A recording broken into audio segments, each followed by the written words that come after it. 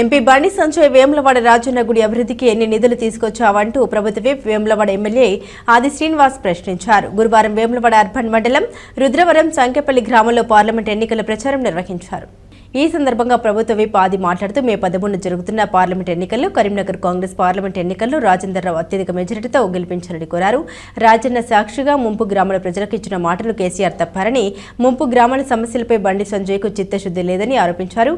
ఎన్నికలప్పుడు వచ్చేవారు కాదు, ఎన్నికలు ఉన్నా లేకున్నా వచ్చేవారిని ఆశీర్వదించారంటని, ముంపు గ్రామాల సమస్యలు తెలిసిన వాడిగా మీ సమస్యల పరిష్కారాన్ని కృషి చేస్తామని అన్నారు.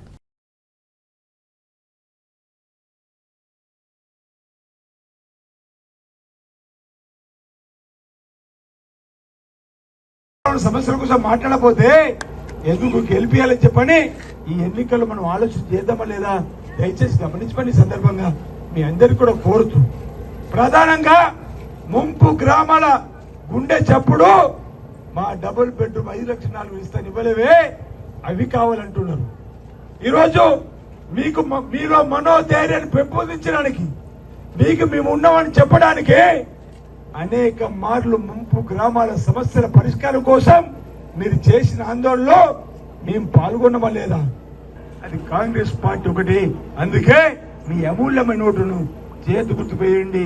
ముంపు గ్రామాల సమస్యలు పరిష్కారం చేసే బాధ్యత నేను, పెద్దలు రాజేంద్రరావు గారు తీసుకుంటారు, పెద్దలు పొన్నం ప్రభాకర్ గారు తీసుకుంటారు.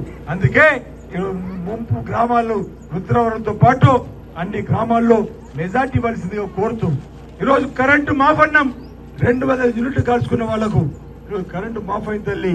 గ్రామాల్లో 190% మందికి మాఫ్ అయింది, ఇంకా 10% మిగిలింది. ఎందుకంటే దరఖాస్తులో పొరపాటుగా